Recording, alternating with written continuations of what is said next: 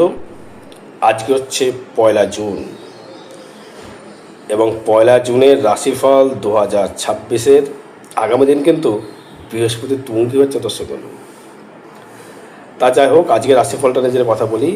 মেষের ক্ষেত্রে অগ্রগতি এবং শত্রু যদি থাকে শত্রু আপনার হানি হবে, শত্রু ডমিনেট হবে, শত্রু আপনার কাছে ক্ষমা চাইবে। বৃষর ক্ষেত্রে আর্থিক উন্নতি এবং বাড়িতে আত্মীয় সমাগম। মিথুনের ক্ষেত্রে ব্যবসায় শ্রীবৃদ্ধি এবং কর্মের যোগ বা কর্ম উন্নতি বা কর্ম ডেভেলপমেন্ট করবার সুযোগ সুবিধা আপনি পাবেন। কর্কটের ক্ষেত্রে মানসিকভাবে সুখ শান্তি সমৃদ্ধি বৃদ্ধি করবে এবং আপনার পারিবারিক দিক থেকে কিন্তু উন্নতির শিখরে পৌঁছানোর জায়গা রয়েছে। সিংহের ক্ষেত্রে মনের আনন্দ, নিজস্ব ব্যক্তিগত রোজগার বৃদ্ধি, সঠিক পথ নির্ণয়। এবং কন্যার ক্ষেত্রে কোনো অর্থ নষ্ট হতে পারে বা কোনো কেউ আপনার থেকে অর্থ চিটিং করে নিতে পারে, সাবধান থাকুন। তুলার ক্ষেত্রে ভ্রমণ রয়েছে এবং ব্যবসায় শ্রীবৃদ্ধি রয়েছে এবং সন্তান নিয়ে একটা দুশ্চিন্তামূলক কর্মকাজ হওয়ার যোগ দেখা যাচ্ছে। বৃশ্চিকের ক্ষেত্রে কর্মলাভ, উন্নতি, দাম্পত্য সুখ এবং ব্যবসায় শ্রীবৃদ্ধি ঘটবে।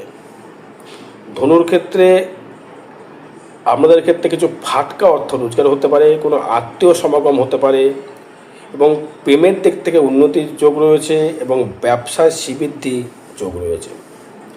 মকরের ক্ষেত্রে ব্যবসার ক্ষেত্রে দারুণ উন্নতি, ব্যবসা ক্ষেত্রে দারুণ ডেভেলপমেন্ট, দারুণ সাকসেস, দারুণ জায়গা দেবে এবং দাম্পত্য সুখ কিন্তু আপনাকে দেবে 1 জুন। কুম্ভের ক্ষেত্রে নিজস্ব ব্যক্তিগত ইনকাম বৃদ্ধি, সন্তান সুখে সুখী এবং স্থায়িত্ব কর্মলাভ। যে কর্মটা হবে স্থায়িত্ব হবে, কর্মের জায়গায় একটা স্থায়িত্বতা, অত চাকরি হোক চাই ব্যবসা হোক, স্থায়িত্ব হবে।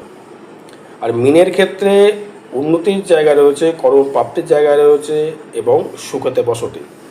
আর আগামী 2রা, 3রা, 4ঠা, 5ম, 6 এবং 7ই জুন এই কটা দিন নবদ্বীপে পাবেন। যারা নবদ্বীপের কাছাকাছি আছেন, যারা দূর দূর থেকে আসতে চাইছেন, নবদ্বীপ চেম্বারে পাবেন সকাল 9টা থেকে দুপুর 12টা, আবার বিকেল 4টা থেকে 8টা।